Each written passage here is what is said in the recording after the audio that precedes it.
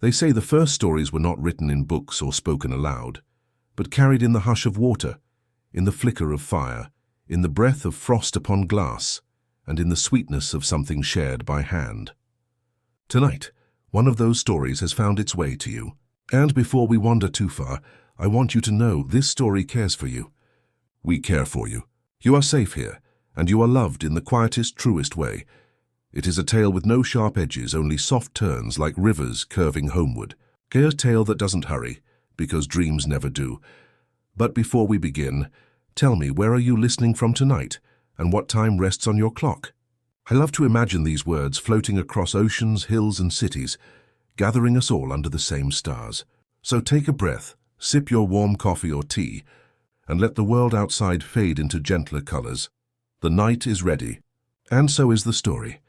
Long ago, so long ago that memory itself feels young, the world was still learning how to breathe. The skies were pale like the inside of a seashell. Rivers ran in uncertain lines, as if they were shy children tracing their way home. Fire was not yet flame, but a warmth that stirred only in the hearts of hidden stones. Ice was not yet winter, but a glimmer that waited in the shadows of caves. And sweetness, our sweetness was only a promise, a taste the world had not yet remembered. In that tender beginning, before names were given, a sound rose across the stillness. It was not thunder, it was not song. It was a whisper, the very first one. Gentle, steady, and strangely kind. Some say it was the river's voice brushing against stones. Others say it was the fire sighing softly in the dark. Others still believe it was ice itself, cracking open to reveal a secret hidden in its glassy silence. And perhaps in its own way each was right. From that whisper came a child, not born as others are born, but arriving softly as though the dawn itself had decided to take human shape, if only for a little while. The child's hair shimmered like water reflecting stars, though there were no stars yet to see. Their skin held the faint warmth of embers, though no hearth had been built. Their eyes carried the clear, patient stillness of frozen lakes. And when they opened their mouth to breathe, there was the faintest trace of sweetness, as though the air itself had learned to taste like candy. No one was there to see them arrive. No crowd to celebrate, no hands to hold them. The world was young and quiet and slow, yet the child did not feel alone. For the rivers curled closer as if curious. Fire stirred faintly, drawn toward the warmth in their chest. The first crystals of ice grew at their feet, not sharp but gentle like a cradle. And the air, soft, uncertain, almost shy, seemed to hum with invisible sweetness, carrying the scent of sugar, though no candy had yet been made. The child lay there, listening to the hush of a world that had not yet learned to speak, listening to the silence which was not empty but full. And in that silence the whisper returned. It did not come from outside. It came from within. "You are here," it said, though it had no voice. "They are here," it said again, softer now, as though not to wake the world. The child did not answer with words. Instead they breathed, and their breath rippled across the new land like a lullaby carried by wind. Rivers brightened, fire glowed warmer, ice shimmered in delicate blues, and sweetness pooled like dew on the grass. That was the beginning. Not of kingdoms or battles or crowns, but of listening, of being, of presence so soft and simple that it became the foundation for everything else. The days, or what passed for days, moved gently forward. Light stretched and folded itself across the skies, though no sun had yet been named. The child wandered slowly, barefoot, across the land that did not yet have borders. Wherever they stepped, water gathered, small streams curving to meet their feet as though grateful. Fire lit tiny sparks where they sat to rest, keeping them warm without burning. Ice formed in shimmering shapes when they grew tired, making cool places to dream beside. And sweetness, the strangest of all, drifted after them like unseen music, softening the edges of the air, reminding everything it touched of comfort. The child did not ask where they came from, or why. Children rarely do. They simply accepted the world as it was, mysterious, wide, and strangely kind. What mattered was the feeling of belonging, even in silence. The knowing somehow that the world was glad they were here. At night, when quiet deepened and light folded itself into blue shadows, the child would lie down near the rivers. The waters would hum as though singing. And though the child did not know the words, they understood the heart of it. It was a lullaby of sorts, not of promises or of fears, but of simple being. The kind of lullaby the world sings to itself when no one is listening. The child would close their eyes, letting the hum of water and the faint glow of fire and the cool hush of ice carry them into sleep. And in dreams they would taste the sweetness again, like candy melting on the tongue, sweetness not of sugar but of care. In time, the child grew. Not quickly, not with sudden leaps, but softly, as rivers carve valleys, patient, steady, inevitable. They learned that each element spoke differently. Water spoke in whispers, carrying memory. Fire spoke in sighs, carrying courage. Ice spoke in silence, carrying stillness. And sweetness spoke in kindness, carrying love. They listened, and listening became their gift, a gift not of power, not of command, but of understanding. The rivers did not need to be tamed, for they already knew the way home. The fire did not need to be controlled, for it was content to warm rather than burn. The ice did not need to be broken, for its silence was not emptiness but presence. And sweetness did not need to be hoarded, for it multiplied each time it was shared. It was in this listening that the child began to feel something new. Something like memory, though they had lived only a little while. Something like longing, though they had never lost anything. It was nostalgia, though they had only just begun. Perhaps that is what the whisper had meant all along. That being here, simply here, was enough. And so the first chapter of their life unfolded not in grand events, but in quiet wonder. A child walking among rivers, fire, ice, and sweetness, each step a conversation, each breath a promise. They did not know it yet, but these elements would follow them, shape them, guide them from childhood into the long, gentle path of becoming. For now, though, it was enough to lie by the water's edge, to watch the fire's glow, to listen to the stillness of ice, to taste the memory of sweetness on the air, to drift into sleep, as all children must, cradled not by walls or blankets, but by the world itself. And as the child closed their eyes beneath the pale sky of the first dawn, the whisper returned once more. "You are here," it said. "Oh, you are here." And the world in its own quiet way seemed to sigh with relief. The rivers were the first to notice. They always had in some secret way. Even before the child could name themselves, the rivers leaned closer when they wandered near, as if they recognized a piece of their own current flowing inside that small, quiet body. The streams would bend their path to meet them, puddles would shimmer when they laughed, and the rippling edges of water seemed to hum in recognition. The child thought little of it, for children rarely question the magic that comes naturally. To them it was simply how the world worked. Water always listened, and in its own strange way it always answered. Sometimes the whispers were faint, no more than a gentle sound, like leaves brushing each other. Other times they were clearer, words wrapped inside sound, meaning pressed inside memory. They did not come in language exactly, not the kind that could be written down, but in feelings. A rushing stream might sound like joy, tumbling and playful. A deep lake might feel like patience, steady and slow. A small trickle might hum like a lullaby, comforting and close. When storms came, as they sometimes did in the early days, the child would sit by the edge of the restless water. Thunder might rumble, clouds might press heavy against the sky, but the rivers would calm beneath their gaze. The storm might roar, but around the child the ripples softened, as though the water itself sighed in relief, soothed by their presence. The world did not yet have words for power, or blessing, or gift. The child had no name for what they carried. They only knew this, that when they touched the river's edge, the waters stilled, and when they listened, the waters remembered. Childhood in those early days was not a matter of toys or lessons, but of wandering. The land stretched endlessly. No towns, no walls, no maps to measure distance. For play there were reeds bending in the breeze, small stones smoothed by water, and the drifting shapes of clouds overhead. For comfort, there were rivers singing their endless songs. Sometimes the child would cup water in their hands, lifting it to their lips. It always tasted different, sometimes cool and sharp, sometimes soft and sweet, sometimes carrying a faint echo of rain long past. Once, sipping from a small stream, the child swore they could taste laughter, faint and bright. As though the water itself remembered a joy from ages before, they began to realize slowly that rivers carried memory. Not just of rain and snow, but of everything they had touched, roots, stones, even the sky reflected on their surface.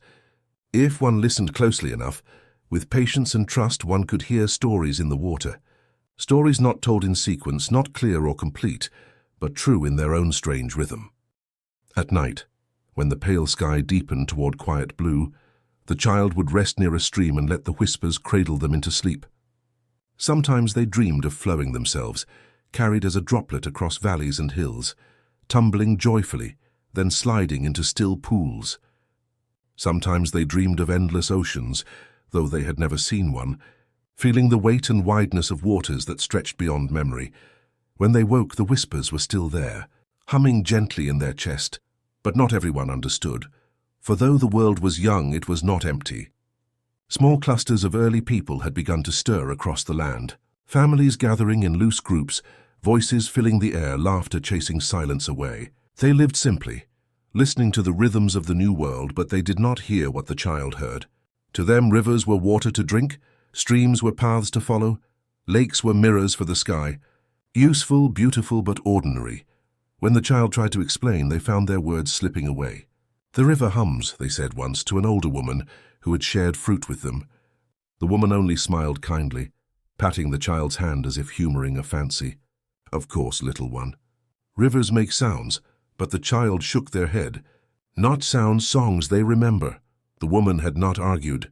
She had only laughed softly and said, "Perhaps you hear something the rest of us have forgotten." And then she went back to her work, leaving the child with a mixture of pride and loneliness. It was true. They did hear something forgotten, or perhaps something not yet remembered. One evening, a storm rose quickly. Dark clouds pressed close, winds curled wild, and the river beside the child swelled with restlessness. People gathered nervously on higher ground, watching as the water climbed, fearful of being swept away. The child, without thinking, walked down toward the edge. Raindrops clung to their skin, hair plastered against their face, but their eyes were steady, calm. They crouched low, placing their small hand on the trembling surface. At once the river quieted. Its fury did not vanish, but it gentled. Ripples smoothing, current softening, the swell retreating just enough to keep its banks. The storm raged overhead, thunder rolling like a restless drum, but the river obeyed the quiet presence at its edge. The people watched, stunned. A few whispered to each other, a few bowed their heads, a few simply stared, and the child, unaware of how strange it seemed, only smiled faintly at the river, whispering back to it, as one might comfort a restless friend. When the storm passed, the whispers of the people lingered longer than the thunder. Some called it blessing, some called it strangeness, but none could deny what they had seen, that the river in the presence of this child had found peace. The child did not feel powerful. They felt only connected, woven into the world in ways others could not see. They did not boast, did not seek to be noticed. Instead, they returned often to the rivers, listening, learning, carrying secrets like folded paper, tucked close to the heart.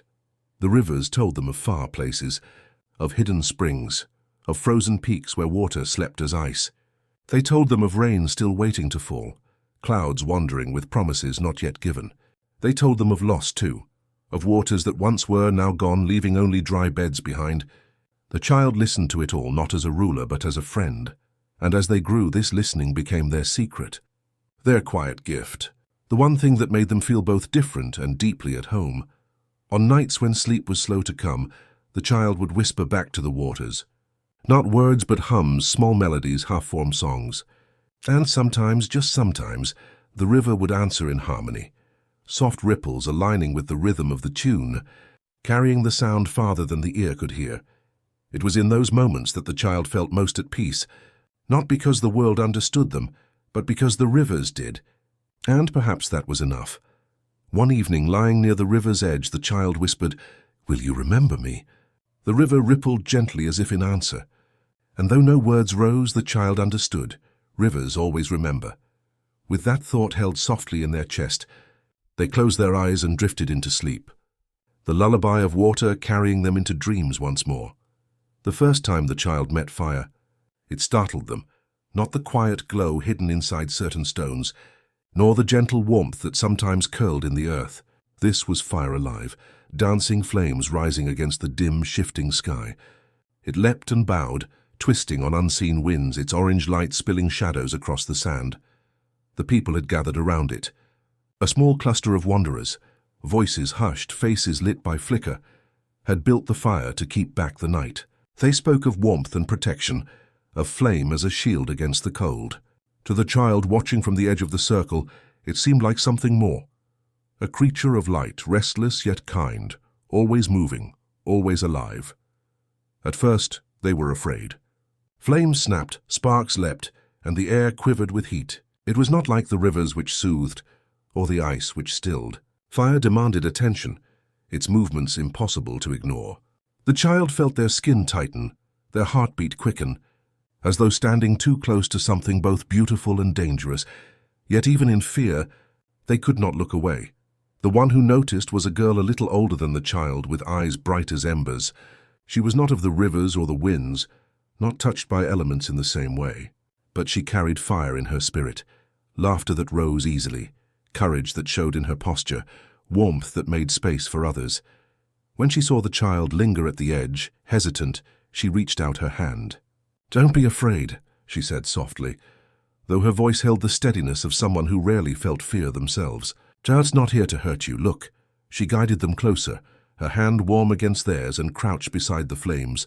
"See how it bends? It's alive, yes, but it listens. Like you." The child tilted their head, unsure. The fire cracked, small bursts like laughter. Embers floated upward, tiny stars drifting into the night. And though the child's heart trembled, they felt the warmth pressed gently against their skin. Not harsh, not cruel, but almost like an embrace. "Candles," the girl said, scooping a handful of sand and letting it spill between her fingers.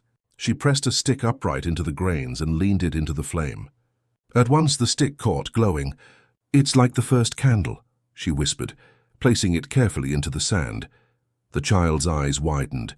Fire not only burned, it could be shared. Passed from one branch, one stone, one hand to another.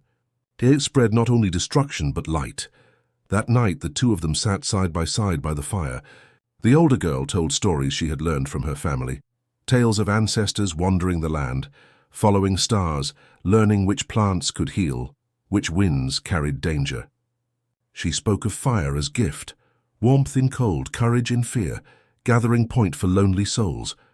The child listened, their eyes on the flames. Each flicker seemed to shift shape. Now an animal, now a hand, now a bird leaping skyward. Fire never stayed still.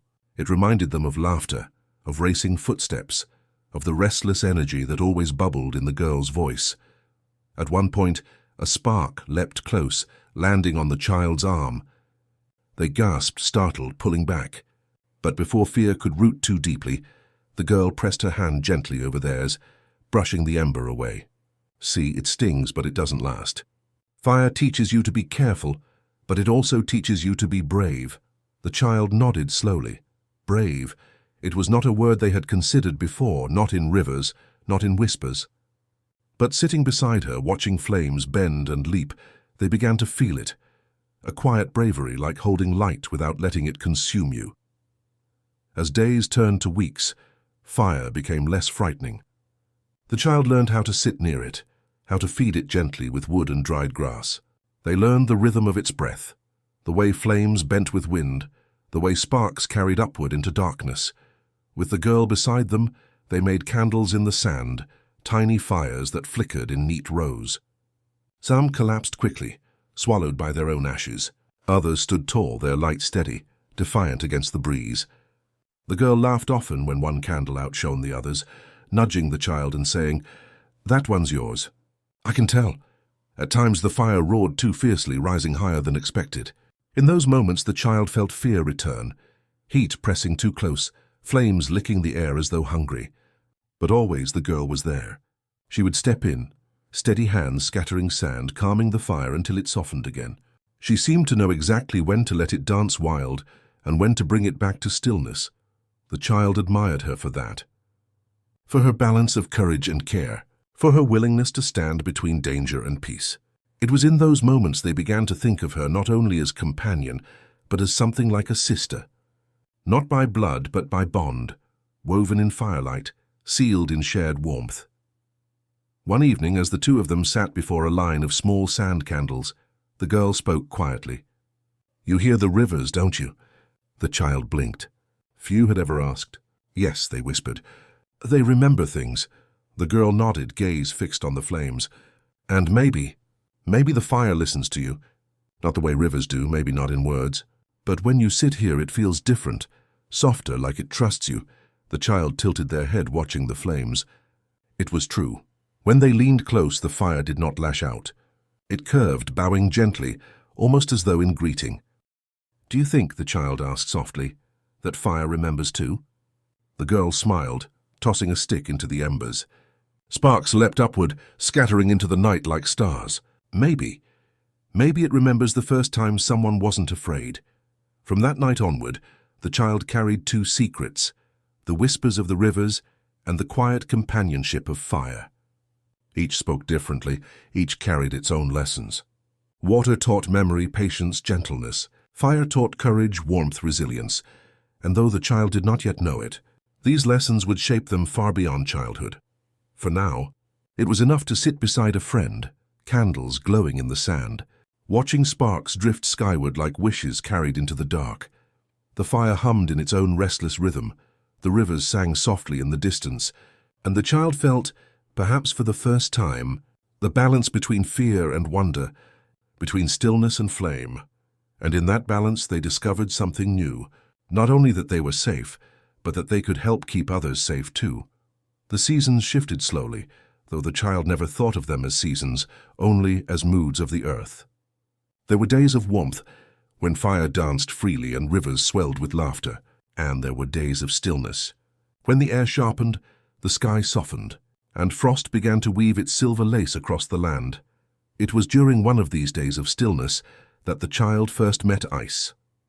At first, it appeared only as delicate veils along the river's edge, thin glass that cracked beneath the gentlest touch.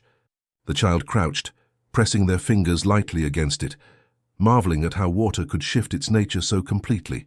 The river that once tumbled and rushed now lay silent, holding itself in quiet restraint. As the days passed, the frost deepened. Puddles became mirrors. Branches gleamed with white crystal, bending under its weight.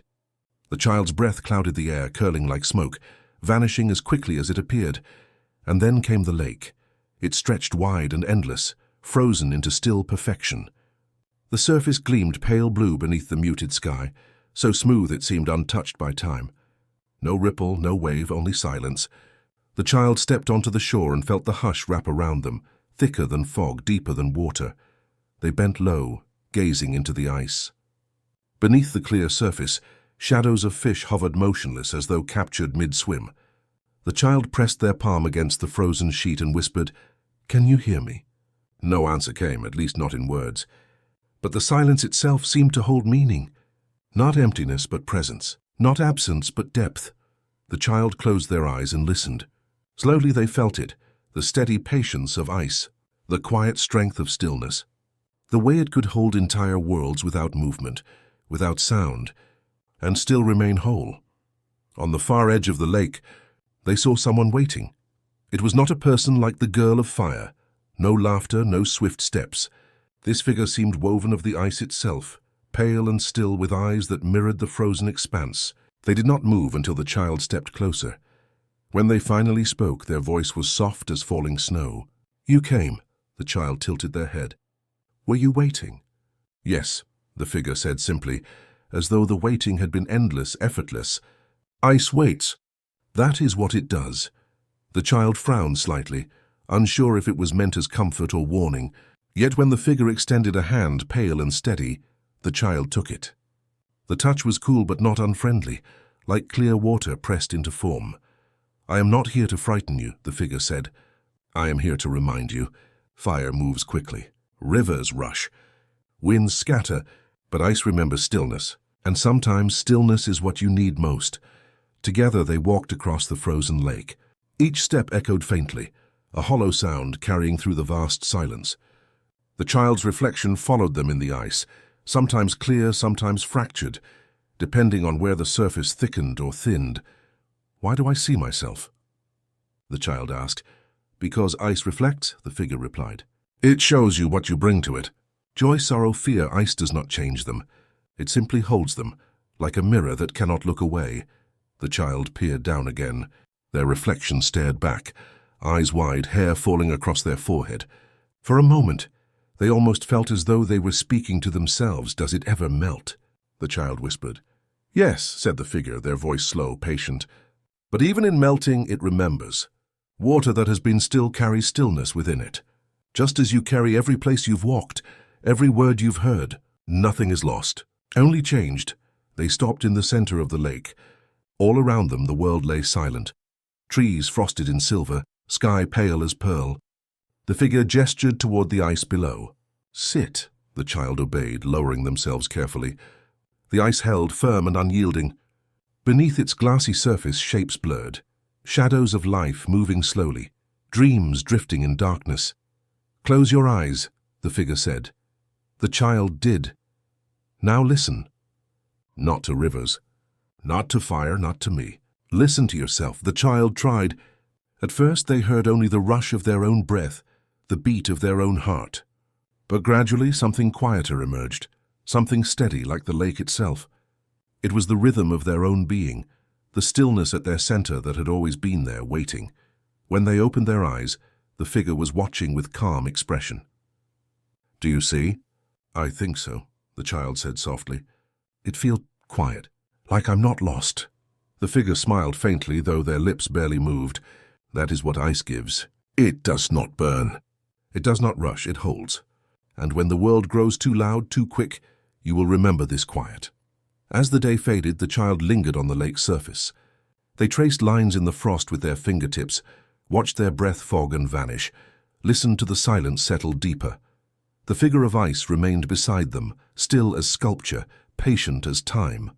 They did not speak again, but they did not need to. Their presence was enough, a reminder that companionship could be found not only in laughter and warmth, but also in silence and stillness. When at last the child rose to leave, the figure nodded once, slow and deliberate. "We will meet again," they said.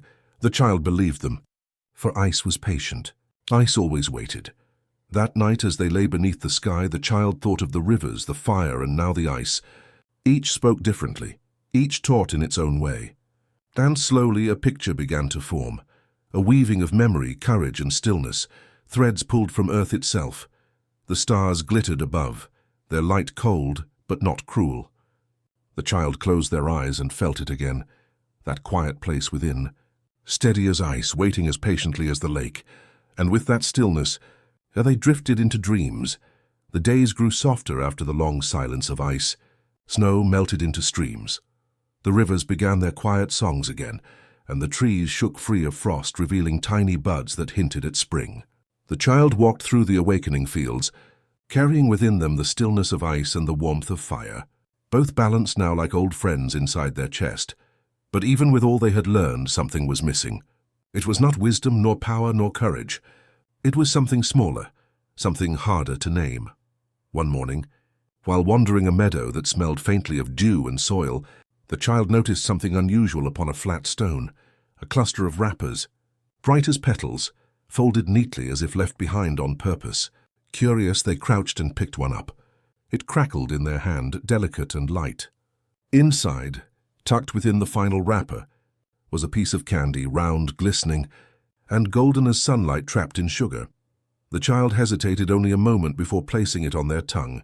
The taste bloomed immediately, sweet, gentle, almost shy. It did not roar like fire or silence like ice. It simply unfolded warmth across their mouth, a tiny joy that made their eyes close and their breath slow in wonder.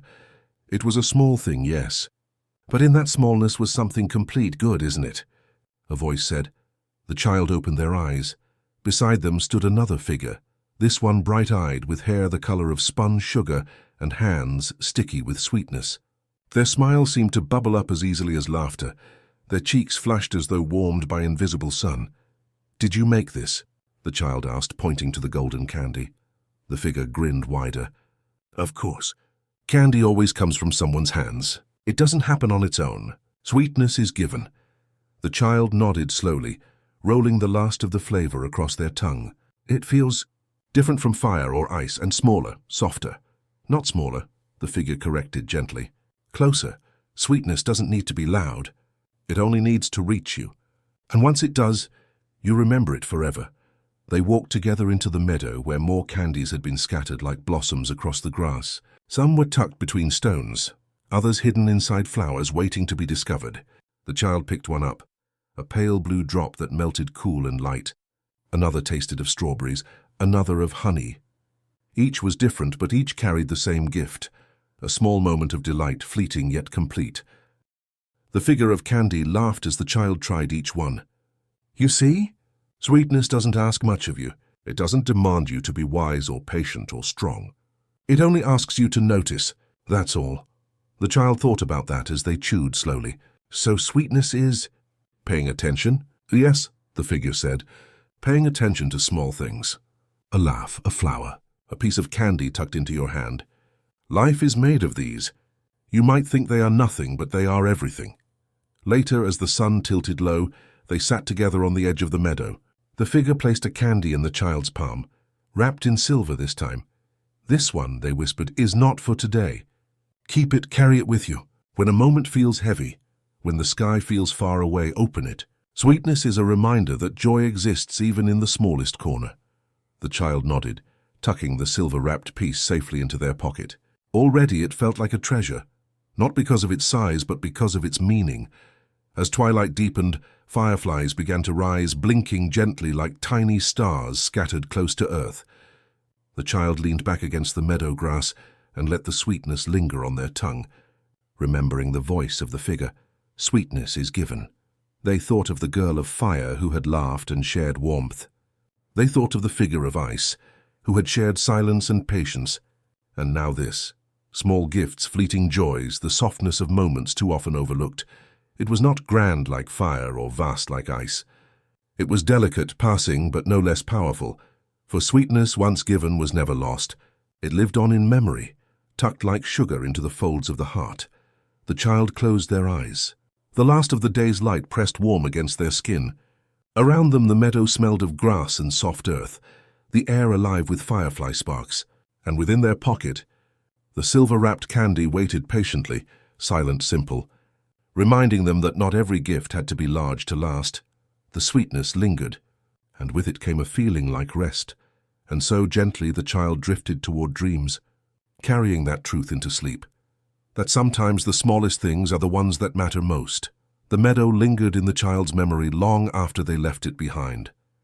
Sweetness, once tasted, never truly faded. It followed them like a faint hum, reminding them to notice small joys even when the days turned quiet again. The silver-wrapped candy in their pocket rested like a secret heartbeat, patient and waiting. As the child walked onward, they began to sense something shifting. It was not inside them alone, though their heart had certainly grown fuller with each meeting. It was around them, the way the world itself seemed to pause and listen. The birds, for instance, no longer startled when the child approached. They tilted their heads, chirping softly, as though speaking to a companion rather than fleeing a stranger. Squirrels, too, would linger in the branches above, their small eyes watching with quiet curiosity. Even the trees seemed slower to sway when the child rested against them, as if adjusting to the rhythm of a shared breath. It was nothing grand, nothing loud, but it was real. One evening, as twilight deepened into violet, the child crossed a narrow bridge of wood that creaked gently under their weight. On the other side stood an old man leaning on a crooked cane. His hair was white as frost, and his eyes carried the same still patience the child had once felt upon the lake. "You walk softly," the old man said. Not unkindly. The child hesitated, unsure how to respond. "I didn't mean to disturb you." "You didn't," the man replied with a faint smile. "That's what makes it remarkable. Most people pass by and the ground seems to shiver. But you—" He tapped his cane against the boards. "The wood listens to your steps. The birds follow your quiet. Even the air bends differently when you pass." The child flushed, not knowing what to say. They had not thought of themselves as different, only as someone who had learned from fire, from rivers, from ice and sweetness. The man studied them a moment longer, then nodded slowly. "The world notices you now. It can't help it. Growth leaves a trace even when you try to hide it." The child walked on after that meeting, his words echoing softly in their mind. Could it be true that the world itself was aware of them? They began to see more signs, small but undeniable. A fox followed them for half a day, padding lightly at a distance, neither threatening nor afraid. When the child sat to rest beneath a tree, the fox lay down nearby, tail curled, eyes half shut in trust.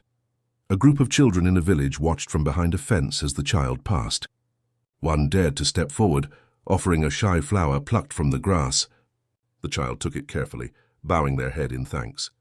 The child who had given it smiled so widely, it seemed the whole field brightened.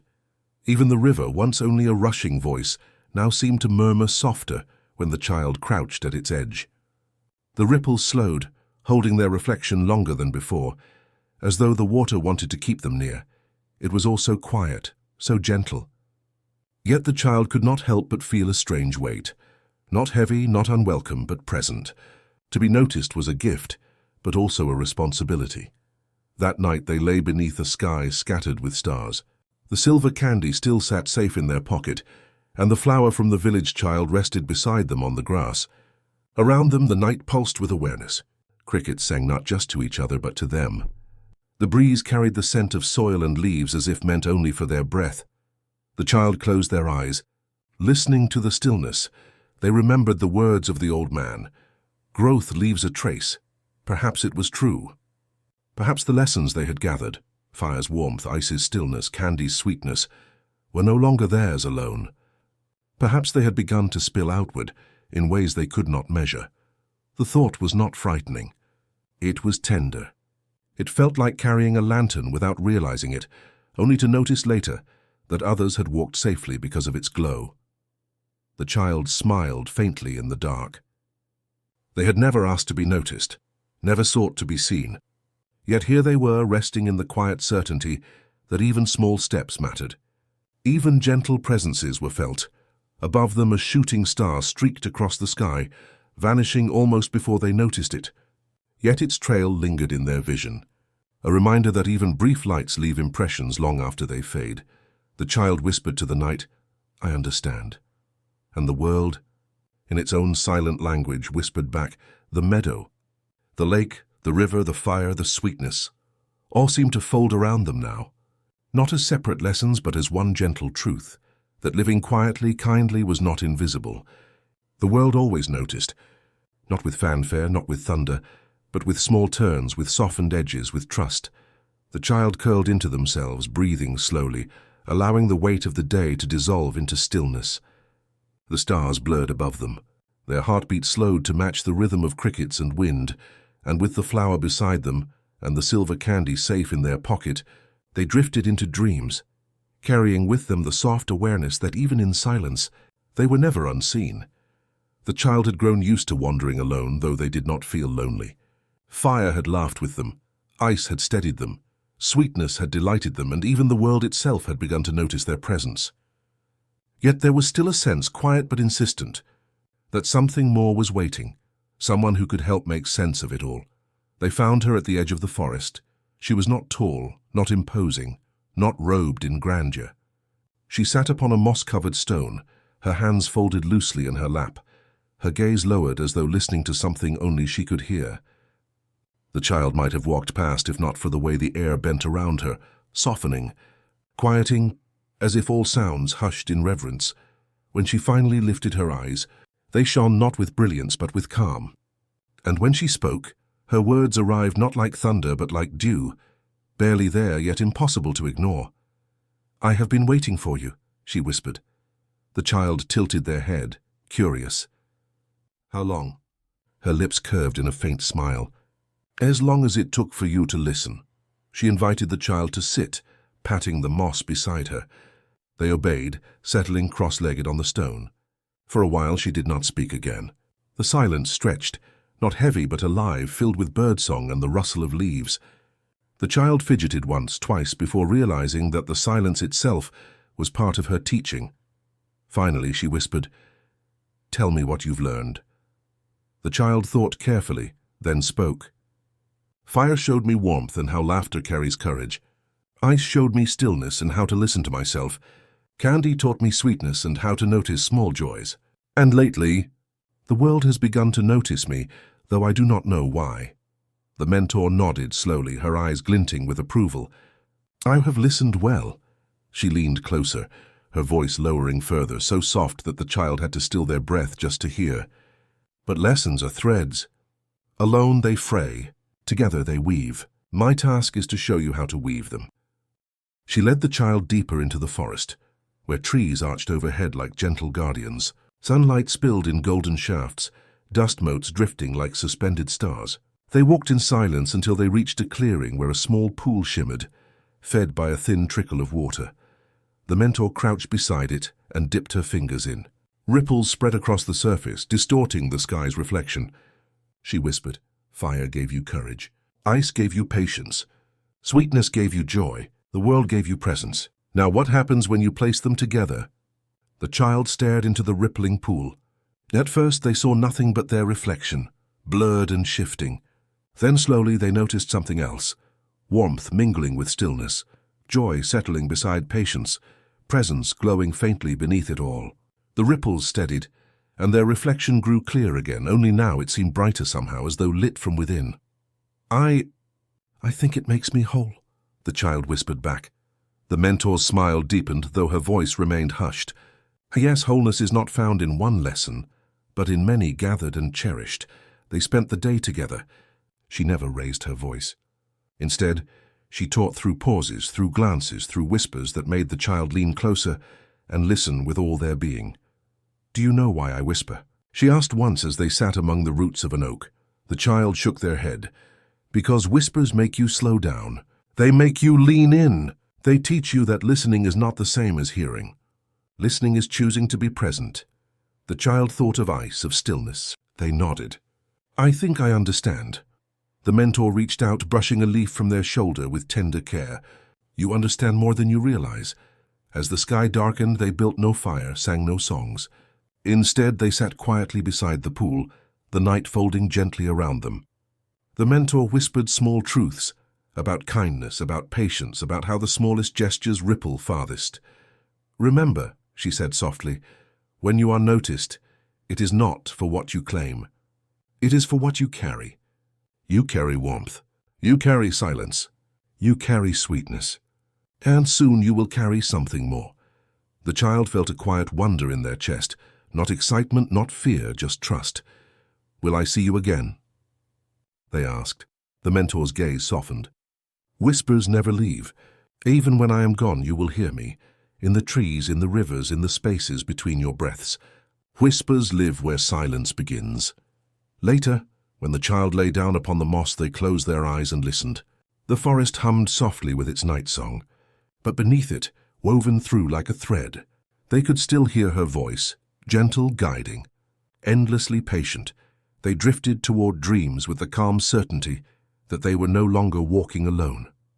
A mentor had spoken, and though her words were whispers, they had taken root, deep and steady, and so the child slept, wrapped in the quiet gift of guidance. The child rose at dawn, the whisper of the mentor still woven into their thoughts, like threads of morning mist. The forest glistened with dew, each drop catching the pale gold of the waking sun. The air was hushed, as though the world was listening too. They walked without haste, guided not by a map, but by something deeper, an intuition, a pull that seemed to hum beneath their ribs. Soon they heard it, the steady murmur of water, distant but certain, calling like a voice that had been speaking all along. The river was waiting. It curved through the land with an ancient grace, its waters neither hurried nor still, but alive in their flowing. Trees leaned close to listen, and stones gleamed from years of being polished by its endless patience. The child knelt at the bank, dipping their fingers in.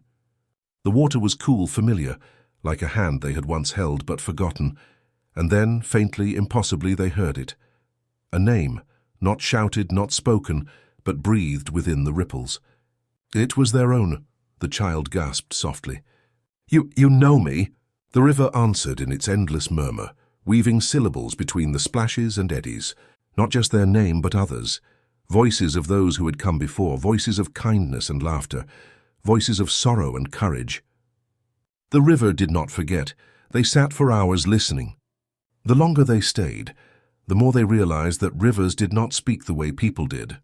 They remembered. They carried. They held fragments of every step taken near their banks, Every word whispered across their waters. Every stone skipped and every tear shed. And in this remembering, the child began to see themselves not as small and fleeting, but as part of something vast. Their steps, their laughter, their kindness, all of it flowed onward, carried farther than they could ever walk. The mentor's voice returned, soft as ever. Whispers live where silence begins. The child smiled faintly. And memory lives where rivers flow. That night they lay upon the grass beside the river, listening as it sang to the stars. The water carried stories, of fire that had once leapt beside its banks, of ice that had melted into its veins, of sweet offerings that had been dropped like gifts into its current. It spoke of people, too, wanderers, dreamers, children and elders. The river remembered them all. The child closed their eyes and let the sound wash over them. Each name, each fragment of story seemed to settle in their chest like seeds. They realized then that to live gently was to be remembered kindly, that the world itself held memory of how one walked upon it. Before sleep claimed them, the river whispered one last truth. Not in words, but in the hush of its flowing, the shimmer of moonlight upon its surface. It was a reminder. Names may fade from voices, but they do not fade from the world. Every kindness is remembered. Every act leaves a ripple. The child, wrapped in that knowledge, drifted into dreams as though floating upon the river itself, safe, carried, endlessly remembered, and the river flowed on, eternal. The night was colder than the child expected. Autumn had crept quietly into the air, brushing the trees with the faintest hints of gold and scattering dry leaves along the forest path. Their breath rose in soft clouds, dissolving into the twilight. For the first time in many nights, the child felt the sting of chill linger on their skin. But then, from beyond the trees they saw it, a warm flicker, small but steady. Firelight. They followed it through the darkening woods until the trees opened into a clearing where a small cottage stood, its chimney trailing a ribbon of smoke into the sky. The scent of wood smoke wrapped around them like a blanket, both strange and familiar. The door opened before they could knock. An elder, silver-haired and gentle-eyed, looked upon the child as though expecting them. No questions were asked, only a quiet gesture to come in. Inside, the hearth-fire glowed. Its flames leapt softly, not wild, not dangerous, but contained in a cradle of stone. The child sank down beside it, holding out chilled hands, and felt warmth bloom through their bones. The elder spoke little. Instead, they placed a bowl of soup before the child and sat with them, letting silence do the work of words. It was there, by the fire, that the child understood something new. Fire was not only the wild spark that burned forests, or the fierce heat that demanded respect. It was also this, gentle warmth shared, a center around which people gathered, a quiet pulse of life in the cold. The flames did not shout. They whispered in their own way, flickering light against the walls, weaving shapes and shadows that told old, half-remembered stories. The child watched them dance and imagined voices within, echoes of travelers who had once sat here, laughter that had once filled the room, lullabies that might have been sung when the world outside was bitter and cold. The hearth, like the river, remembered. The elder finally spoke, voice low and even. The world gives fire in many forms. Sometimes it destroys, sometimes it saves. What matters is how you hold it. The child nodded, eyes fixed on the embers. They thought of the fire they had first seen in the woods, wild, bright, untouchable. And now this one, gentle, steady, wrapped in stone and care. The lesson glowed clear. Inner fire did not need to roar. It could live quietly inside, like a steady flame, offering warmth instead of blaze. They asked softly, "And if the fire inside me goes out?" The elder smiled faintly, as if they had been waiting for that question. "It never truly goes out. Sometimes it hides in ash, waiting. Sometimes it waits in another's flame, until you lean close and light yourself again. That is why we sit together, why we share warmth. Fire is not meant to be kept alone." The child stayed that night wrapped in a blanket near the hearth. They listened to the elder's soft breathing in the chair nearby, the quiet popping of logs, the faint whistle of wind outside the cottage walls. Every sound was gentle, like notes in a lullaby. In the half-dream before sleep, the child imagined their own heart as a small hearth fire. Not blazing, not devouring, but steady, enough to warm those who drew near, enough to keep the night at bay. They realized then that the fire within was not about strength alone. It was about kindness, presence, and the courage to glow softly even when the world grew cold. The embers whispered this truth until the child drifted into sleep, face bathed in gold, and outside, autumn deepened, but the hearth kept glowing. Winter did not rush. It crept gently, one cold breath at a time until the land shimmered in frost. Leaves curled inward, branches grew heavy with ice, and ponds wore glassy skins that cracked faintly under the weight of wandering deer. The child walked through this pale hush, as though stepping into a dream where even sound had slowed down. They had seen snow before, had felt the bite of wind, but this was different. It was not just weather. It was a mood, a presence. The world itself had folded inward, keeping secrets in its frozen breath, and then they saw it. A house small and quiet, its windows veiled with ice. Each pane was etched with patterns so delicate they seemed impossible. Swirls of silver lines, spirals and shapes that looked like feathers, ferns and stars. The child drew closer, breath fogging the glass. The frost did not blur the view inside. Instead, it transformed the window into something alive, like a page of a book written in crystal script. They pressed their hand against the cold glass and felt a shiver run through them. It was as if the frost itself was whispering, not in sound but in stillness. For the first time, the child did not try to decipher it. They simply looked, and in looking they understood. The frozen window was not empty. It held memory like the river, but instead of carrying it forward, it preserved it. Every breath of wind, every drop of water, every shift of temperature was recorded in patterns too delicate for human hands to shape. It was a quiet archive, patient, waiting, shimmering in silence. The child leaned closer, eyes tracing the swirls. They remembered their mentor's words about whispers and the river's lesson about names. And here was a new truth. Not all memory needed to move. Some needed to stay still and shimmering, until someone cared enough to notice. They whispered softly, almost afraid to break the silence. You remember too, don't you? The frost did not answer, not in words. But its stillness spoke enough. The child sat upon the step, watching the window glow in the pale winter sun. For hours nothing moved but their breath rising and falling in the cold air. Yet the longer they stayed, the more they felt a calm settle inside. Stillness, they realized, was not emptiness. It was a kind of fullness too. A deep pool where thoughts could rest and settle like snow upon branches. Inside the cottage, no voices stirred. It did not matter. The frozen window had become its own teacher. The child closed their eyes and imagined their own heart as one of those windows. Fragile, perhaps, but etched with invisible patterns of all they had lived, all they had loved. A heart that could preserve, not just carry forward, the beauty of small moments. As twilight fell, the frost grew brighter under the moon. The child touched the glass once more, fingers tingling from the cold, and felt a strange gratitude for the stillness. Not every lesson needed to rush. Not every truth needed to be spoken. Sometimes the world simply asked them to pause, to see, to remember that silence too had a voice. Wrapped in that quiet knowing, the child curled beneath their cloak at the doorstep. Above them stars mirrored the frost patterns, silver upon silver, light upon light, and sleep came easily, drifting in as gently as snow. The snow had softened the streets into quiet ribbons of white, muffling footsteps and making the lamps glow with halos of golden mist. The child walked slowly through the village, their breath puffing in little clouds, their cloak wrapped tight. Each window they passed glowed with its own world. Families gathered near fires, shadows of laughter on the walls, soft songs weaving through cracks in the doors. And then their scent reached them. It was warm, sweet, and almost musical in its rise and fall, like sugar melting, like fruit simmering, like honey dripped into tea.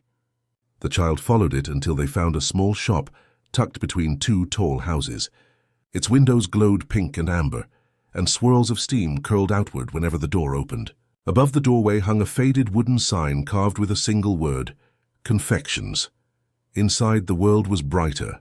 Glass jars lined the walls, filled with candies that sparkled like jewels, red drops that gleamed like embers, translucent blues like frozen rivers, golden clusters that shone as though they carried bits of sun inside.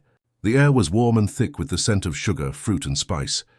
Behind the counter stood the candy maker, an elder with soft hands and eyes full of patience. They looked up as the child entered, and without hesitation they smiled. "You look cold," the candy maker said gently. "Come closer to the stove." The child obeyed, cheeks still flushed from the winter wind. A kettle of syrup bubbled quietly on the stove, its surface shimmering with colors the child couldn't name. The candy maker stirred it slowly, the wooden spoon moving in patient circles. "Candy is not just sweetness," they murmured. "It's memory. It carries the touch of the one who made it. Each taste is a promise that someone cared enough to create something gentle for the world." The child watched wide-eyed. "A promise?" The candy maker nodded, pouring the syrup into little molds shaped like stars. "Yes, when you give sweetness, you promise to leave a trace of kindness. Long after the candy is gone, the promise lingers." The words sank deep, as warm as the stove's glow. The child thought of the sweets they had carried once, the small tokens that had comforted them in quiet hours. They realized now that those sweets were more than food. They were memories of care preserved in sugar. The candy maker handed them a piece, still warm from the mold. The child tasted it slowly, letting it melt upon their tongue. It was rich, delicate, and somehow familiar. Not because they had tasted it before, but because it carried something timeless, comfort, belonging, love in its simplest shape. "You see?" the candy maker said softly. "Sweetness is a language, too. One that even silence understands." The child's eyes glistened. They thought of the river, the frozen windows, the hearth fire, all the ways the world remembered. And now here was sweetness, carrying its own kind of memory. That night the candy maker gave the child a small satchel filled with confections. "Carry these," they said. "Not for yourself alone, but for the ones you will meet. Every piece is a promise waiting to be shared." The child held the bag close, heart warmed more by the gesture than the candy itself. They felt lighter, as though sweetness was not just in the bag, but in their chest, glowing quietly. Before leaving, the child asked, "Will I see you again?" The candy maker smiled, eyes reflecting the golden stove light. "In every piece you give, you will. That is the promise." The child stepped back into the winter night, the satchel safe against their chest. The snow still fell, soft and unhurried, but the world no longer felt cold. Each flake seemed touched by the promise they carried. Later, curled beneath their cloak on a bench near the quiet street, the child ate one more candy before sleep. It melted slowly, leaving sweetness in their breath, a warmth that seemed to glow long after the taste was gone, and as they drifted into dreams, they felt the candy maker's words echo gently. "Every sweetness is a promise." The snow fell on, steady and hushed, like a lullaby for the world. The night was soft, stretched thin across the sky like a worn blanket. The child walked beneath it, their steps slow, the satchel of candy still warm against their chest. Snow crunched gently underfoot, and in the quiet they thought the world had fallen entirely into silence. But then, faint as a breath, they heard it. A song. It floated on the wind, carried from somewhere unseen, not loud, not complete, just fragments, rising and falling like a memory half awake. A lullaby. The child stopped, listening. The notes were familiar in a way that made their chest ache, though they could not place where or when they had first heard them. Perhaps it was a song once hummed long ago, before they had words for comfort.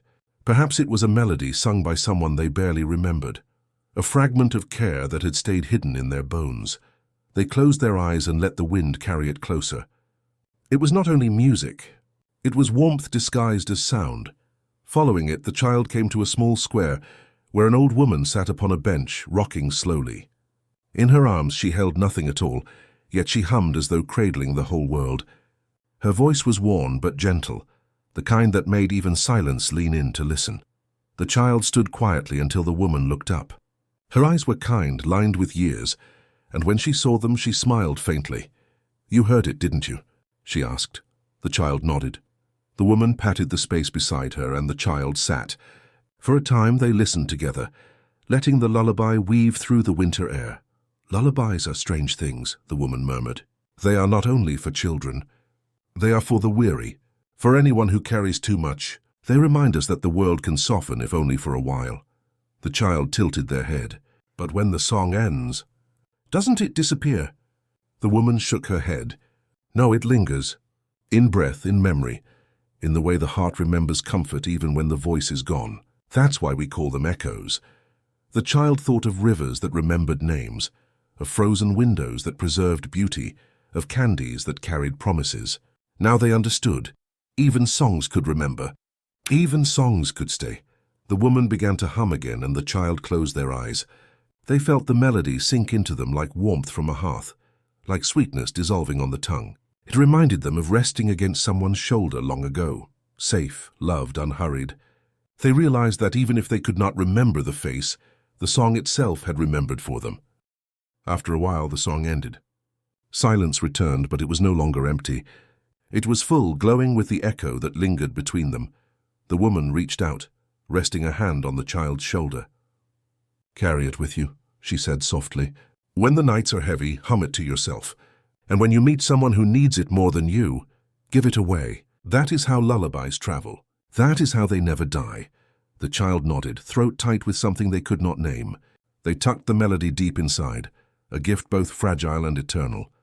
Later that night, curled beneath their cloak in the quiet street, the child hummed the tune once more. Snow drifted gently down, the stars pulsed faintly above, and the lullaby carried them towards sleep. It did not matter that no one else was there to hear. The song was alive, echoing in the world, echoing in them, and as dreams unfolded, the melody followed, soft, steady, endless. The morning was pale and hushed. The kind of dawn where light did not arrive in a blaze but seeped slowly into the world, brushing the snow with silver. The child rose from their resting place, the echo of the lullaby still humming faintly in their chest. They stood for a while, listening, to the crunch of frost underfoot, to the breath of the wind, to the silence that was not empty but full. Something had changed. Not in the sky, not in the snow, but in themselves. For the first time, their steps did not feel like wandering. They felt like beginning. The satchel of candy rested against their side, a quiet weight of promises.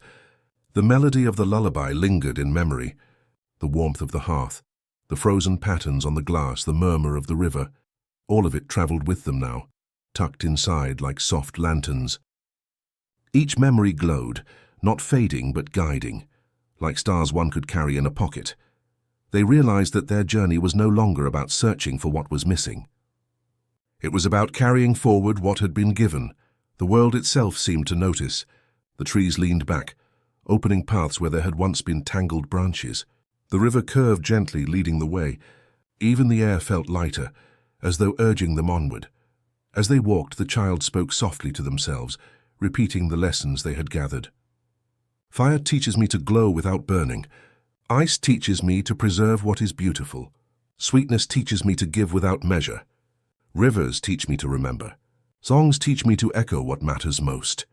The words calmed them, like a lullaby spoken in prose. The child did not know exactly where the road would lead, and strangely, that no longer frightened them. The journey was not about the destination. It was about what they carried, and what they would give. Near midday, they passed through a field where the snow was unbroken, a white canvas stretching far and wide.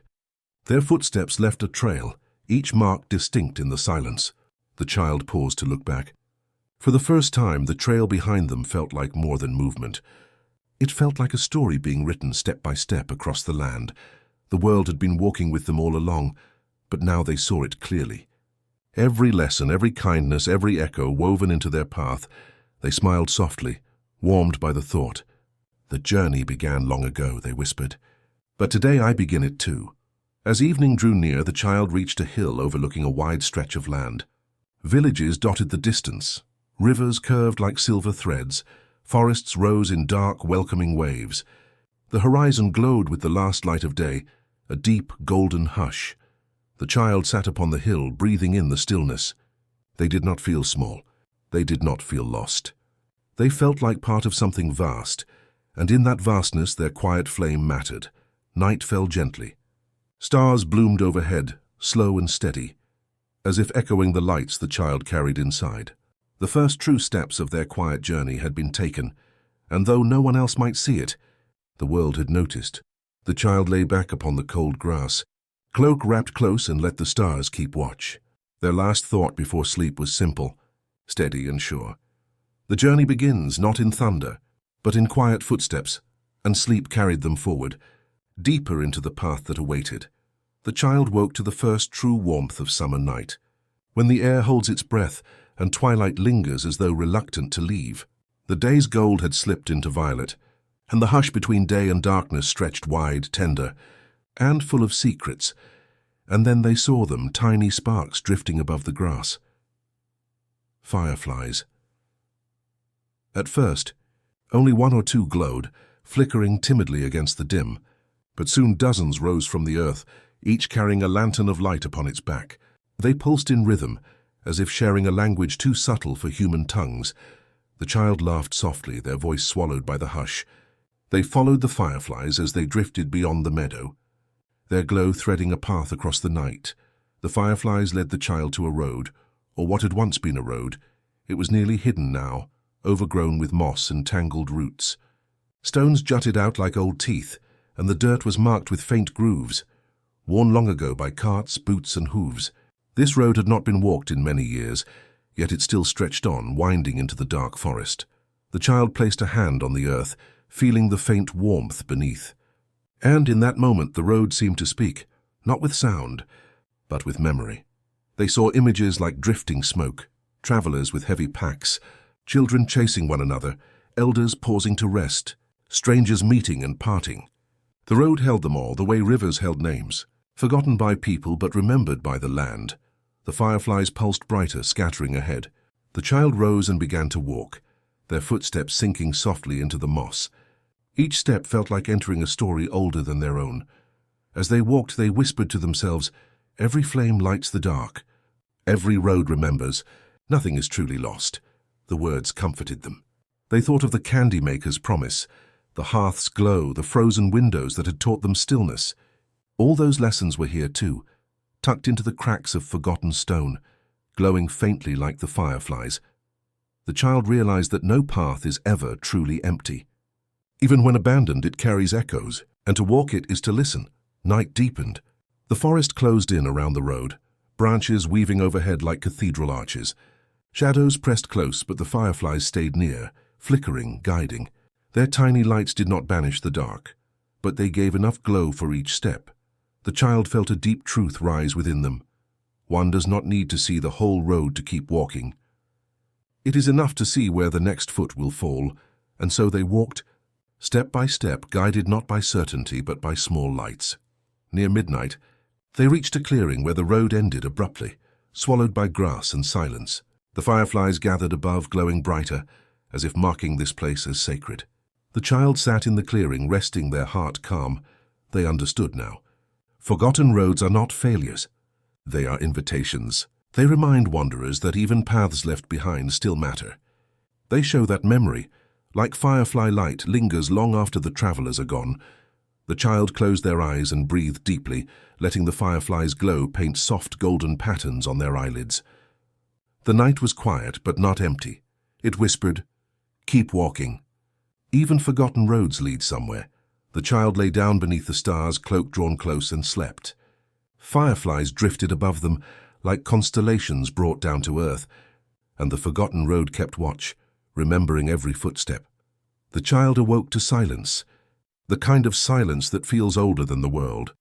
Snow lay heavy on the earth, turning every branch into sculpture, every stone into a small white hill. The air was so still that even the sound of their breath seemed reluctant to rise. They walked until the forest broke open into a wide clearing, and there before them stretched a river, broad, deep, and frozen. It glimmered like polished glass beneath the pale sun, and across its surface, where no wood or stone had been laid, stretched a bridge of ice. It was not crafted by human hands.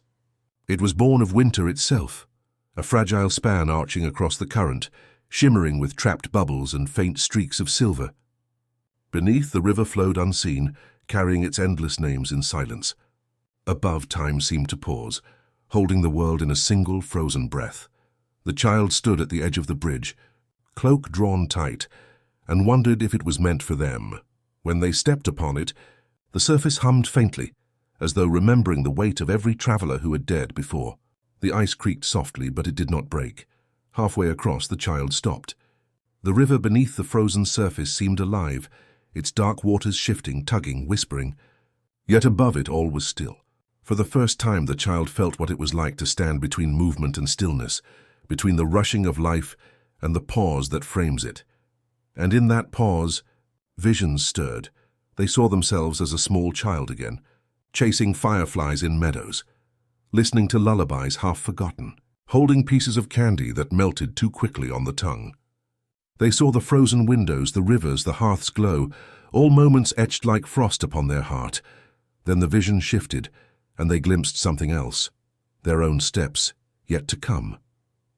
Roads still unseen, voices still unheard, laughter and sorrow waiting somewhere ahead, woven together in the pattern of their life. Time itself seemed folded here, past and future meeting on this frozen bridge, and the child standing at its center belonged to both. The firefly's lesson returned. You do not need to see the whole road, only the next step. The river whispered beneath them. All names are carried forward, even when forgotten, and the frost upon the bridge sang its own quiet truth. Stillness is not emptiness. It is the place where everything meets. The child placed a hand upon the ice, palm flat, feeling its chill. They whispered aloud, "Thank you." The bridge did not answer, but it seemed to glow faintly as though satisfied to have been understood. When at last they reached the other side, the world felt different. Snow still fell and the forest still loomed, but the child carried with them a new kind of peace. They knew now that time could not truly be stopped. But it could be paused, like a deep breath before dawn, long enough to let one remember, reflect, and step forward with clarity. They turned once, looking back across the frozen span. For a moment they imagined countless others had walked it too, some long gone, some never known, and that in this still place all their steps had overlapped. A bridge not only across a river but across lives. The child smiled softly, then lowered their hood and continued onward. Footprints trailing behind like quiet echoes. Above, the pale sun hung low, caught between day and night, and the world itself seemed to sigh in relief. That night, as the child lay down beneath branches dusted with snow, they dreamt of standing on that frozen bridge again. But this time they were not alone. Figures stood beside them, warm hands brushing against their own, faces half familiar, half strange. Past and future together. And when they awoke, they carried the dream like a lantern, soft and steady. The child had walked far enough that their breath turned heavy, the weight of the journey settling in their shoulders. Winter had not loosened its hold entirely, though hints of spring touched the edges of the land. Nights were long and chill, and each sunset seemed to whisper the need for shelter. One evening, as twilight folded into blue, they caught sight of a glow, soft, golden, alive. It flickered from the window of a small stone hut, tucked against the hillside. Drawn by its warmth, the child approached and found the door unlatched. Inside, a hearth burned quietly, not in wild leaps of flame, not in roaring hunger, but in measured light. The fire's dance was slow, as if it had learned patience. The child sat near it, cloak falling loose from their shoulders, and let the warmth seep into their bones. This was not the fire of torches or wild forests. It was not the blaze that consumed. This was a resting fire. Its flames rose gently, curling upon themselves, glowing steady rather than fierce. Sparks drifted upward now and then, tiny messengers returning to the night. Embers glowed deep at the base, pulsing like a heartbeat, ancient and calm. The child thought of the first hearth they had seen, where warmth had wrapped around them like a promise. But here the fire spoke differently, not of protection, not of power. It spoke of rest. They leaned closer, listening, and in the quiet crackle, they felt words form not through sound but through rhythm. Even fire must sleep.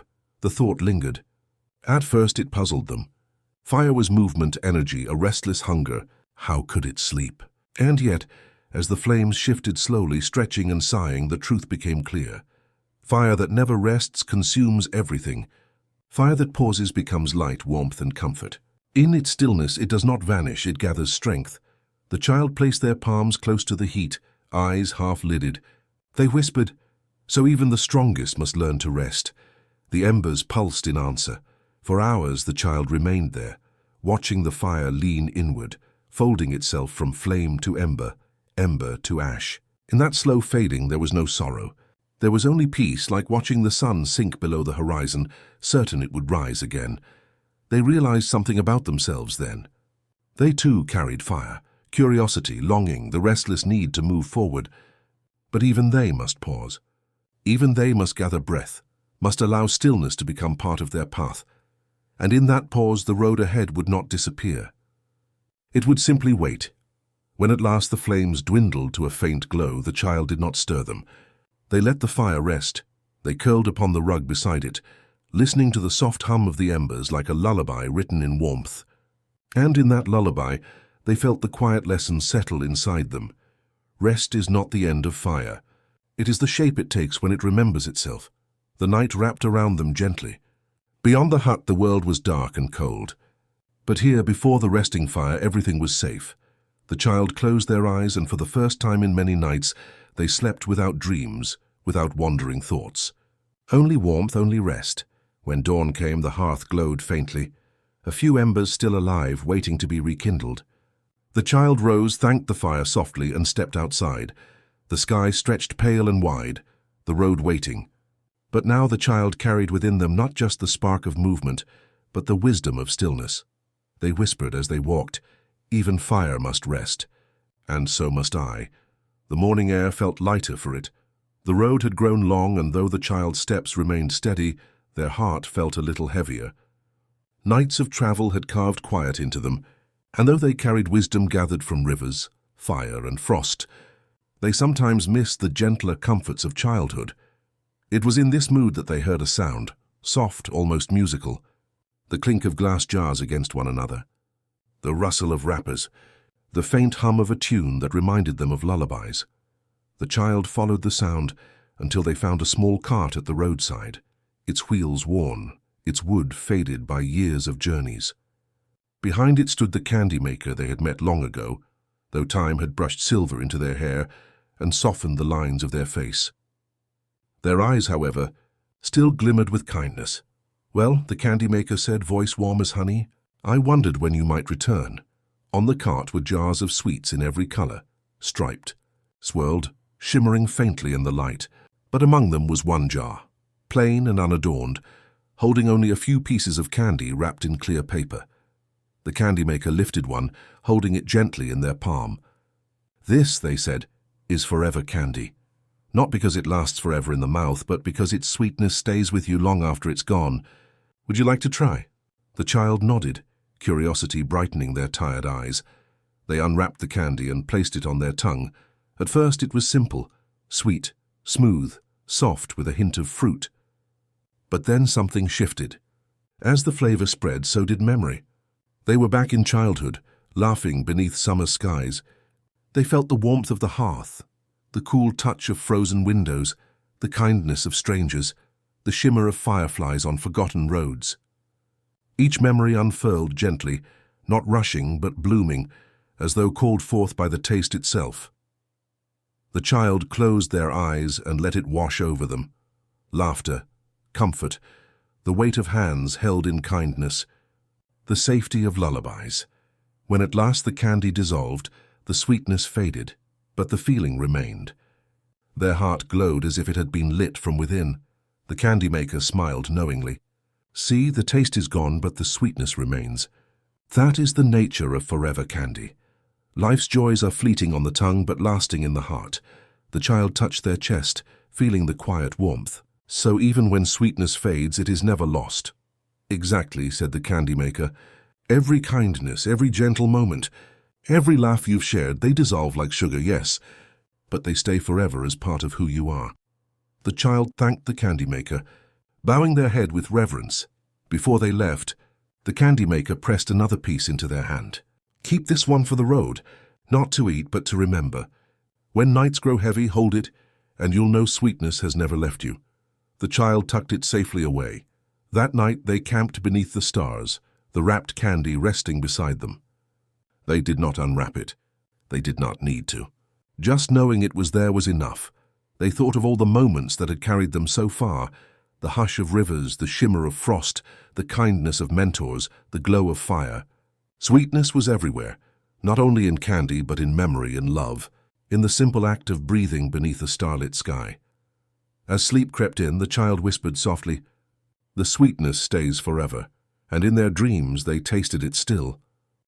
The path ended not in forest or meadow, but in sound. At first it was faint, the low, steady breath of water against sand. Then, as the trees parted, The child stepped into the open and saw it for the first time.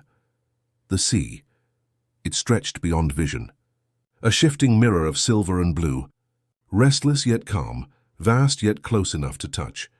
The horizon blurred into sky and the world seemed endless. The child stood very still, feeling small and infinite all at once. They walked closer, shoes sinking into cool sand. Foam hissed against their toes, pulling gently back as if inviting them to follow. The air smelled of salt and wind, sharp and clean, ancient. And then the child realized the waves were speaking. It was not language in the way they knew. It was rhythm, pulse, music. Each wave that rose and fell carried a whisper, threads of sound woven into the night. The child closed their eyes. Hush.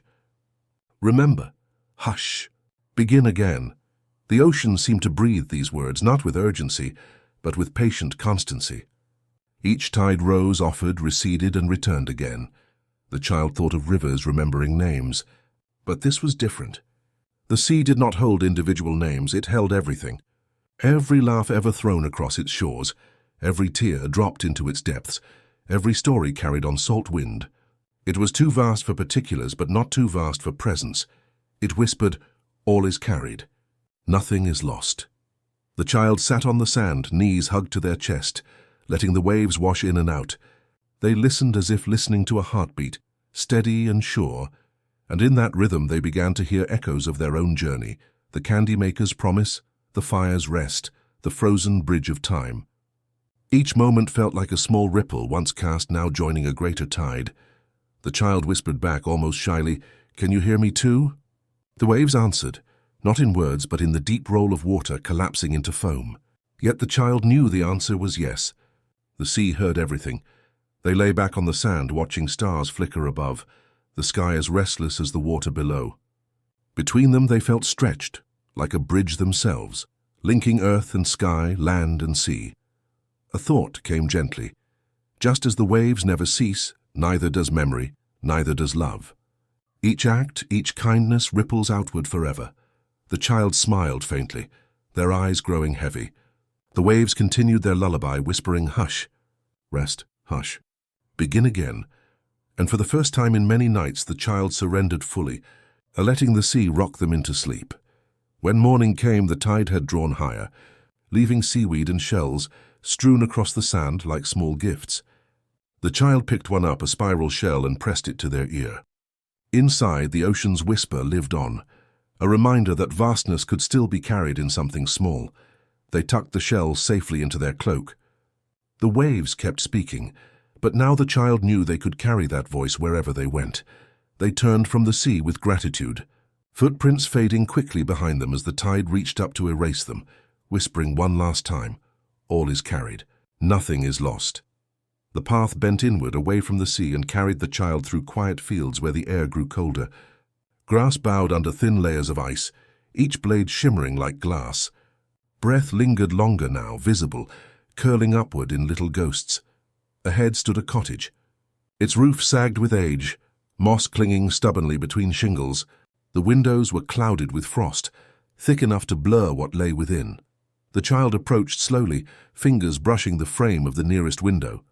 The frost patterns caught the light, swirls, stars, tiny branching rivers of ice. They looked like drawings, secret messages written by winter itself. And then, as the child leaned closer, the frost shifted. It became more than patterns. It became memory. Behind the glass, the child saw flickers, a family gathered around a table, steam rising from bowls, a woman laughing as she kneaded dough, a child not unlike themselves, pressing their nose against this same pane of glass, watching snow fall beyond. The images were faint, blurred as if seen through water. But they carried warmth. The cottage was empty now, yet its windows still remembered. The child pressed their palm gently to the frost. Cold bit the skin, but beneath it pulsed something tender. Not all memories, though, were soft. Another pane showed a different scene, a man sitting alone at the table, head bowed, shoulders heavy. A candle burning low beside him. The air in that memory felt thick with silence. The frost preserved it all, joy and sorrow together. Not erased, not chosen, but kept. The child stepped back, shivering. Their breath misted the window, briefly melting a circle through the frost. Within that circle, the past looked sharper, more vivid. It struck the child then. Memory was like this window. It could blur, distort, or sharpen depending on how one breathed upon it. It could chill, yes, but it could also protect, holding what would otherwise be lost. The cottage door creaked when the child pushed it open. Inside smelled of wood long dried, of ashes that had not burned for years. A hearth stood waiting, dark but ready. The child knelt, struck a spark, and coaxed flame back to life. It leapt eagerly, filling the room with warmth. The frost on the inside of the windows began to melt, drops of water racing downward like tears. The child sat close, hands open to the fire, listening to the crackle. And in that sound, too, was memory. They thought of all the fires they had known, the first sparks of warmth, the resting flame, the hearth that spoke. Each had whispered something different, and yet all belonged to the same story. Looking once more at the windows, the child realized memory is not meant to be carried as a weight pressing down. It is meant to be like frost, fragile, fleeting, beautiful, a reminder of what has passed, not a prison of what cannot change. The child whispered, "Thank you for remembering," unsure if they spoke to the frost, the house, or the world itself. The fire glowed steady, warming not just the cottage but something deep inside. And as the child leaned against the old wooden wall, eyes heavy, they carried the lesson inward. Memory can chill, but it can also shine. It is not the enemy of the present. It is part of its foundation, like frost decorating glass until warmth reveals the world beyond. Outside, the night deepened. Frost thickened again on the windows, but this time the child felt no fear of it. They understood. When morning came, they would rise and step back into the path ahead. But for tonight, they let themselves rest in the company of fire, frost, and all the memories that made the silence feel alive. The morning was pale and silver, as though the sun had decided to rise gently, without disturbing the hush of the world. The child walked along a narrow lane bordered by frost-tipped grasses and remembered songs of rivers long behind them. Their steps were softer now, less restless, as though every footfall knew where it belonged. For many nights they had wandered through firelight and rivers, candy promises and whispers of frost. Each had left something behind, some fragment that glowed like an ember inside. Yet the child felt there was one gift left to be given, though they did not yet know to whom. The air carried a cool sweetness, almost like sugar dissolved in snow. And along the roadside just ahead, a figure appeared.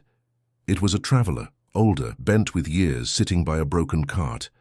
The wheel leaned awkwardly, splintered in its center. The traveler's hands trembled as they tried to fix it, and though determination shone in their eyes, weariness weighed heavily upon their shoulders. The child hesitated.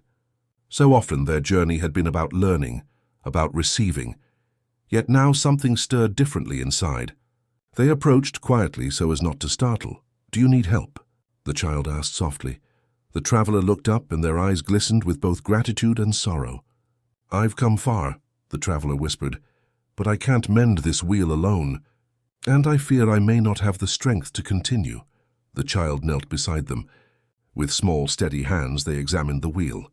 Splinters bit their palms, yet they worked with care, recalling lessons the world had given them, how rivers found paths around stones, how fire rested without extinguishing, how frost preserved what mattered most. Slowly, patiently, they bound the wheel, smoothed the edges, and made it whole enough to roll again.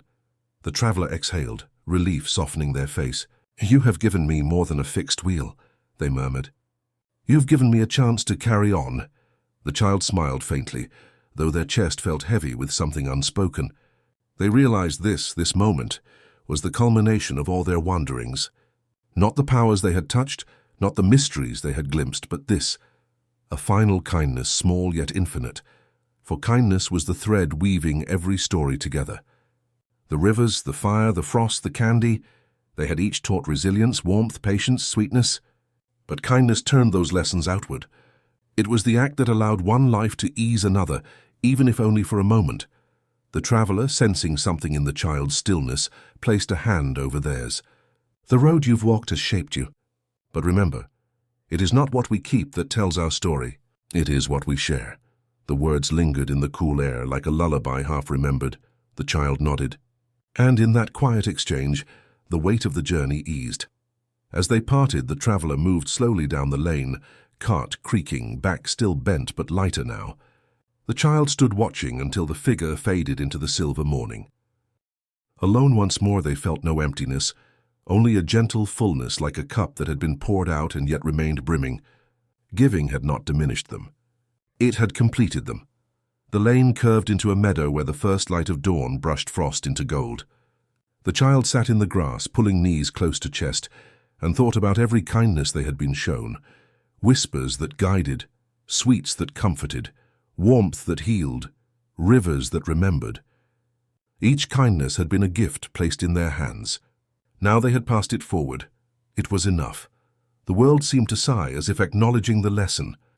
Trees leaned softly, wind carried a tender hush, and even the frost at the edges of the meadow glimmered with approval.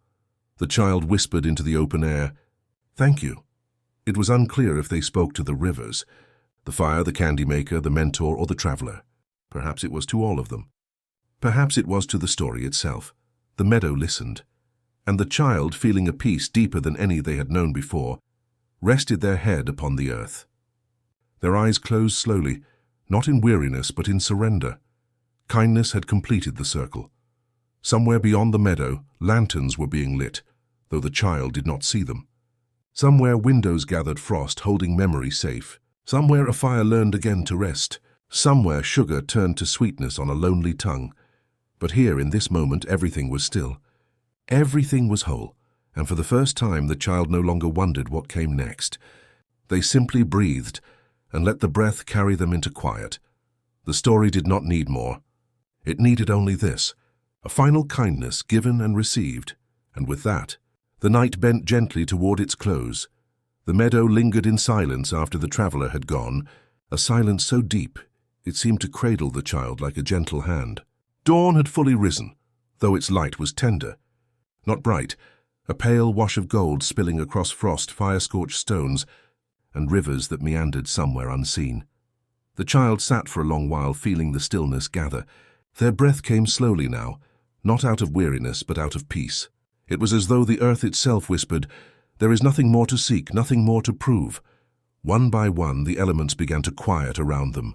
The river, far in the distance, slowed its song. Its waters no longer rushed, but folded into a low hum, as though the river had finally remembered every name it needed to keep and could rest in the knowing. The fire, somewhere behind, glowed gently in its hearth. Its flames did not leap high or wild, but breathed in steady rhythm like a heart at peace. No longer burning to prove its power, no longer restless to spread, just glowing, just existing. The frost upon the windows of memory softened into a fine mist. It released what it had held, not erasing but allowing warmth to blend with cold, until both became something gentler, easier to carry, and the sweetness of candy lingered. Faint on the wind like sugar dissolved into tea, not cloying, not overwhelming, simply a reminder that joy too could rest without fading. The child watched, heart steady, as each element settled into its quiet. For the first time they did not feel pulled in many directions, toward rivers or fire or frost or sugar. Instead, they felt them gather together, like four friends leaning close, each offering their final gift, peace. The mentor's voice, long gone yet never absent, stirred faintly in memory. It is not what you hold that matters, but what you release. And so the child released. They let go of longing, let go of questions, let go of needing to know what came next. They released into the stillness, trusting that the story itself would carry them. The sky above had deepened into a pale blue brushed with clouds. Birds stirred at the edges of the meadow, their wings soft as sighs. A single firefly blinked, though it was morning, as if to remind the child that time is never as rigid as it seems. The child lay back in the grass, feeling the earth cool and steady beneath them. The blades tickled their neck, dew dampened their hair, but none of it mattered. They felt as though they belonged not just to this meadow, but to everything. River, flame, frost, sweetness, they whispered, not to be heard, but to be known. I am part of you, and you are part of me. And with that, they closed their eyes. Sleep did not come like a fall, sharp and sudden. It came like a slow tide, inching forward, warm and steady. The child drifted on it, half here, half beyond. In their dreaming, they saw the river coiling into a silver thread. They saw the fire dimming into a soft coal glowing like a star. They saw frost melt into water and rise as mist, only to fall again as snow. They saw candy dissolve on a tongue, laughter rising as sweetness lived on. The elements did not vanish. They simply rested, folding themselves back into the rhythm of the world. The child, too, folded inward, like a page in a well-loved book being gently closed. If there was a final lesson, it was this: nothing is ever truly lost. Rivers return to oceans, flames to embers, frost to dew, sugar to soil. And every kindness, every memory, every whispered name continues, unseen yet alive. The world remembers, and in that remembrance everything rests. The meadow grew softer as the day moved on. Shadows shifted.